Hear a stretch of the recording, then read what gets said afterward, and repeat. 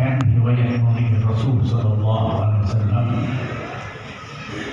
tidak terlepas dari seorang istri Nabi kita Nabi Muhammad Sallallahu Alaihi Wasallam yang memberikan dukungan yang luar biasa. Rasulullah mendapatkan dukungan daripada istrinya Sayyidatina Khadijah.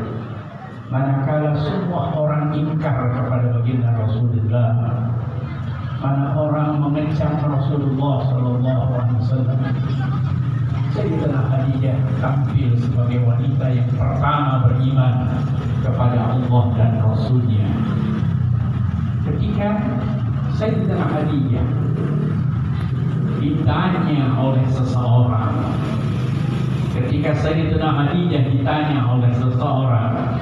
betapa bahagianya engkau wahai Khadijah, betapa bahagianya engkau wahai Khadijah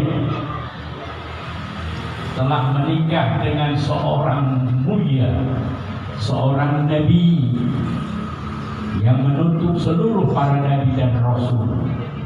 Betapa bahagianya engkau wahai Khadijah yang telah menikah seorang yang mulia, itu Nabi kita Nabi Muhammad Sallallahu Alaihi Wasallam.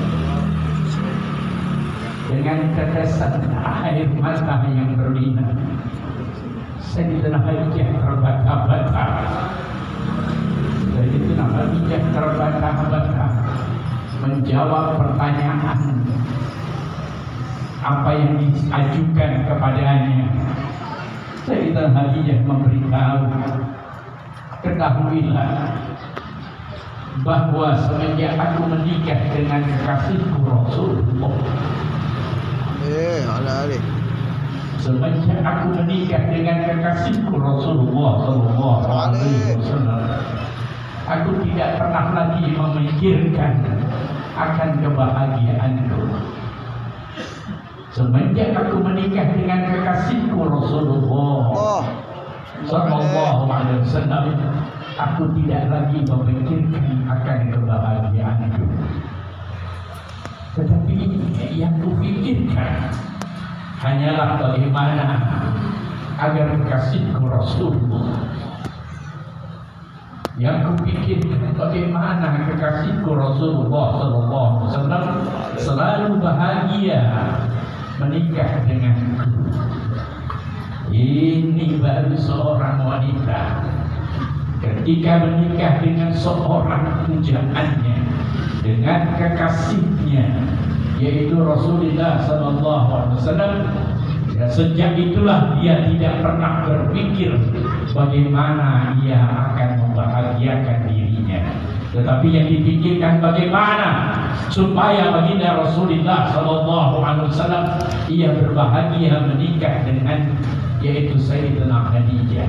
Mulai saat menikah, Sayyidatina Khadijah melepaskan semua atribut yang ada yang menyandang kepada dirinya sebagai wanita mulia, sebagai wanita yang telah mendapatkan kedudukan tinggi di sisi masyarakat Jazirah Arab, karena ia seorang wanita yang berhasil di dalam mencapai perekonomian Jazirah Arab untuk menembus pasar dagang, yaitu yang diadakan selalu, yaitu di negeri Syam. Sayyidatina Khadijah wanita pertama yang mampu menembus perdagangan di negeri Syam. Dari situlah Sayyidatina Khadijah mengenal baginda Rasulullah.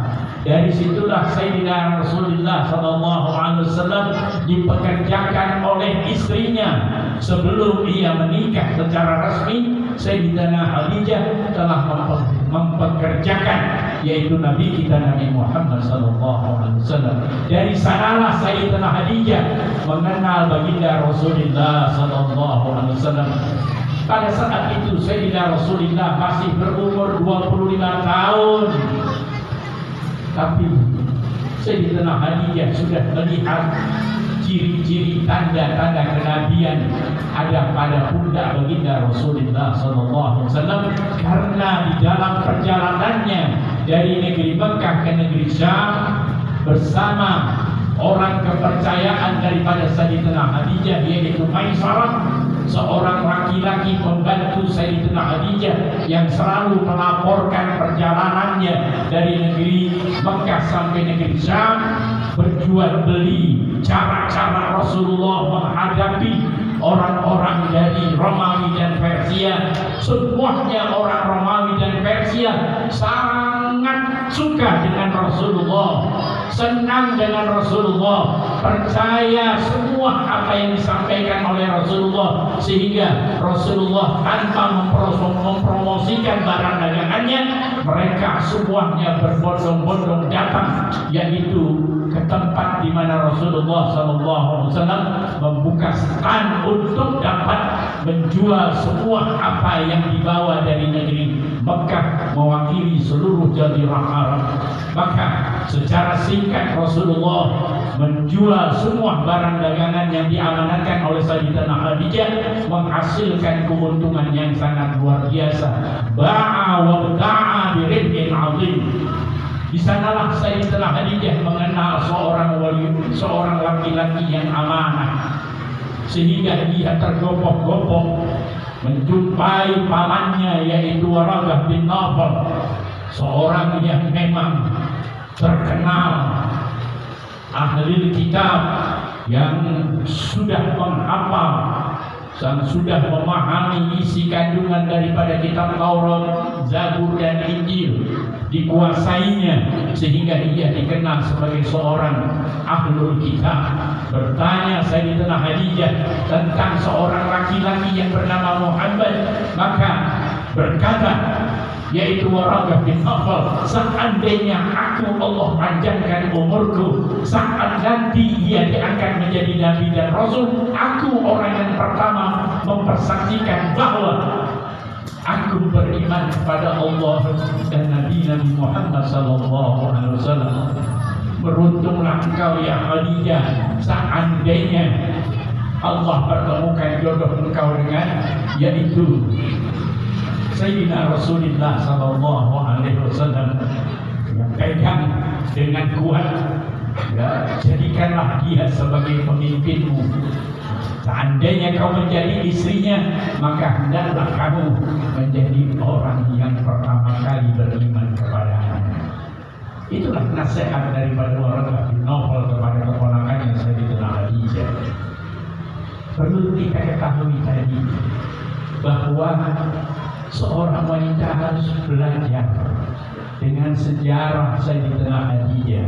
Ketika ia menikah dengan seorang laki-laki, dia tidak lagi memikirkan kebahagiaannya.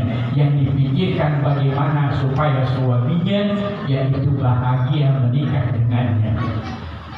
Ini saya sampaikan kepada ibu-ibu, khususnya remaja putri yang belum menikah. Ya, ketika nanti saatnya menikah, ya, jangan pernah punya harapan besar. Apapun harapan kita, akan senang jika menikah dengan laki-laki ini. Hendaklah kita korbankan dulu diri kita.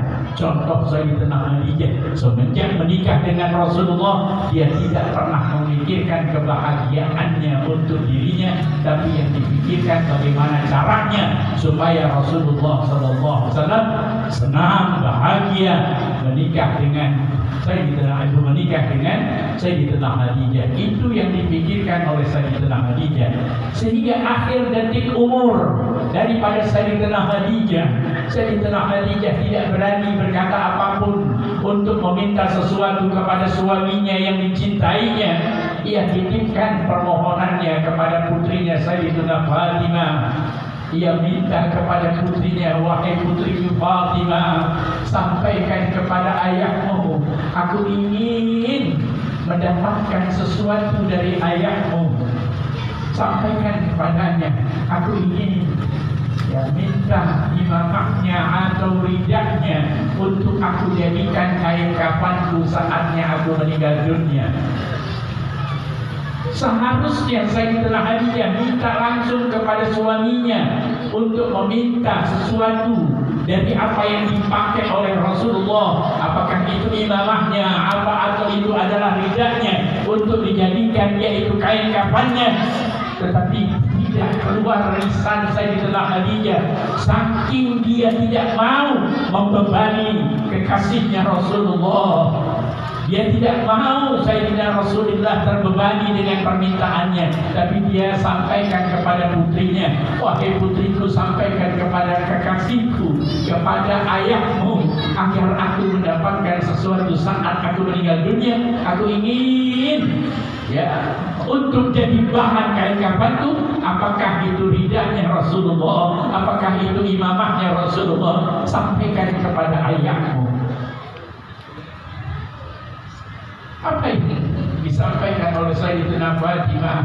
Kita tahu Sayyidatina Fatimah seorang wanita yang lembut, seorang wanita yang disampaikan oleh Sayyidatina Aisyah radhiyallahu taala anha, belum pernah aku dapati seorang wanita yang mirip dengan Rasulullah sallallahu alaihi wasallam di dalam ucapannya, di dalam perbuatannya, di dalam yaitu segala sesuatunya, makannya, minumnya, berjalannya, tutur katanya, yaitu bergaul dengan masyarakatnya, percis semua bagaikan pinang di belah dua.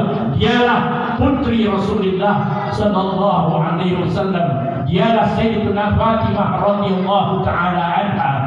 Maka Sayyidatina Fatimah dengan berlinang air mata menyampaikan pesan daripada ibunya Sayyidatina Khadijah kepada Rasulullah sallallahu alaihi wasallam, wahai ayahku, ibuku kepingin saat nanti ketika ia yaitu meninggalkan dunia ini, dia ingin mendapatkan bagian daripada apa yang kau gunakan, apakah untuk imamah atau tidak, untuk dijadikan kafannya. Maka Rasulullah sallallahu alaihi wasallam tidak mampu membendung air matanya. Kemudian disamperin, dihadapkan wajahnya kepada kekasihnya Sayyidatina Khadijah, diangkat badannya Sayyidatina Khadijah, diletakkan di pahanya Rasulullah, sampai Rasulullah menitiskan air mata, sampaikan kepada aku, kekasihku, apa yang kau inginkan dariku akan aku penuhi.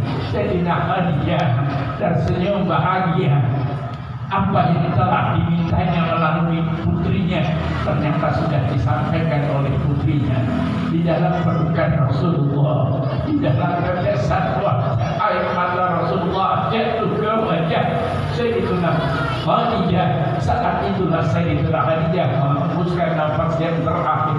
Itulah seorang yang mencintai Rasulullah, hatta di akhir umurnya tidak berani yaitu mengganggu kesenangan Rasulullah. Dia berharap agar Rasulullah tenang, yaitu menikah dengan Sayyidatina Khadijah, dengan istrinya yang membela luar biasa.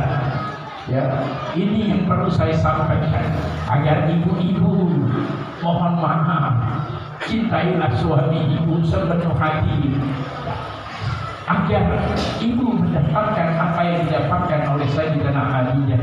Yakinkan hal itu. Apapun pekerjaan suami ibu, apapun status suami ibu, berbaktilah kepada suami ibu. Yakinkan semuanya Allah akan berikan segala sesuatu yang manfaat untuk ibu, mendapatkan keberkahan, mendapatkan segala sesuatu manfaat, mendapatkan apa yang menjadi tujuan hidup ibu akan Allah penuhi karena kebaktian ibu kepada suami. Mudah-mudahan kita akan mendapatkan hal yang sama. Laki-laki mendapatkan istri yang begitu berbakti sebagaimana berbaktinya Sayyidatina Khadijah kepada baginda Rasulullah sallallahu alaihi wasallam. Baik. Ya. Itulah yang menjadi luar biasa